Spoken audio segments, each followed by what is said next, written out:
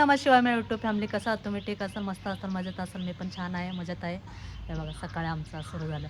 आत्ता जस्ट मंदिरात जाऊन आले तरी मला उशीरच झाला, कारण की माझं टार्गेट होतं पहाटे 5 पावणे 5ला जायचं. नाही झालं, म्हणजे उठले 4ला उठले होते, परत झोपले. मी म्हटलं 5ला उठून आंघोळ करून जायचं म्हणून वगैरे, पण नाही झालं. डायरेक्टली पावणे 6लाच उठले. त्यामुळे मला इतका वाईट वाटला ना, तरी उशीरच झाला. उशीर म्हणजे 6:30ला मंदिरात गेलो. लवकरच जायला पाहिजे. हे बघा हिरवा छान वाटतं. गुबू ए गुबू शोना. आमची गुबू शोना पण इतका गोड आहे. आमच्या गुबू शोना आला. आता म्हटलं जाऊ देतात. आता जस्ट आले, म्हटलं आता ब्लॉगिंग सुरू करावं सकाळचं आपलं. छान आमचं गार्डनचं इथं उभं राहून असं छान वाटतं बघा ना. व्हिडिओमध्ये पण छान वाटतं अशी हिरवळ मागं असले की. चहा पिते आता, चहा उपवास. अजून आता काम स्वयंपाक वगैरे सुरू ना. व्हाईट घातले आज, आता चेंज करते, कारण की व्हाईट कपडे म्हणजे कसं आता काम करू नाही शकत, असं लगेच घाण होतं. मला हा ड्रेस आवडतो, मला अशी गोंड्या बिंड्यांचा असं छान वाटतं. असे आत्ता सगळं उरकलं काम वगैरे, आत्ता जस्ट झालं सगळं काम. स्वयंपाक वगैरे उरकलं आणि आरती वगैरे सगळं झालं. म्हटलं जरा बाहेर जाऊन येते, कारण की गाईला खाऊ घालायला जायचं म्हणते.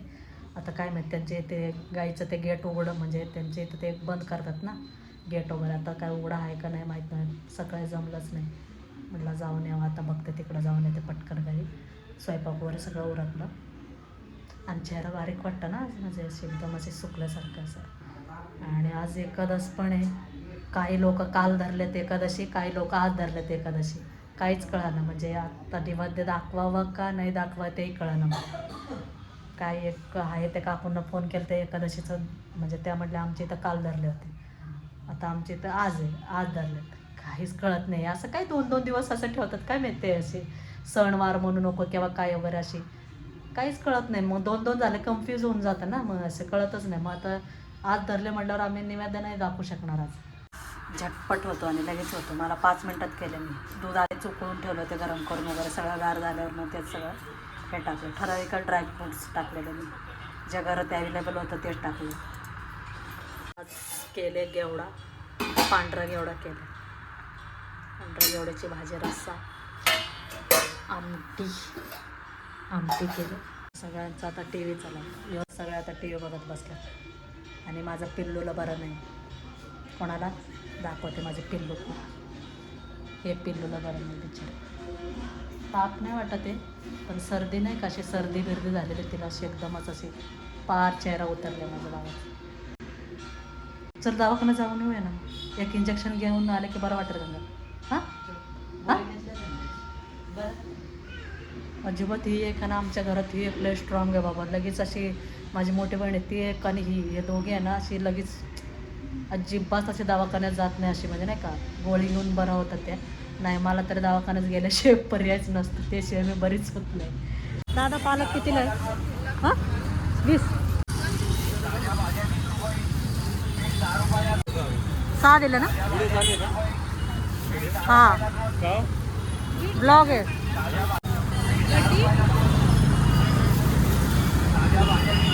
झालं ना? 3-3 आहेत ना? अंधार आहे, काय दिसत नाही. अशी बरीच असायचं, आता 3च आहेत. 3 जातं माझं तरी. हा खूप आवडतंय. कळतं त्यांना आलेलं. टाकलं तर चालेल ना पालक?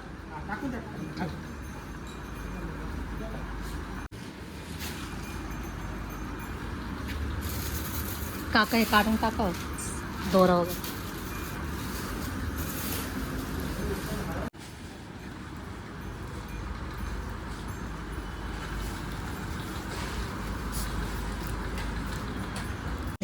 म्हणजे मी वेळात आले, नाहीतर मला नसतं मिळालं.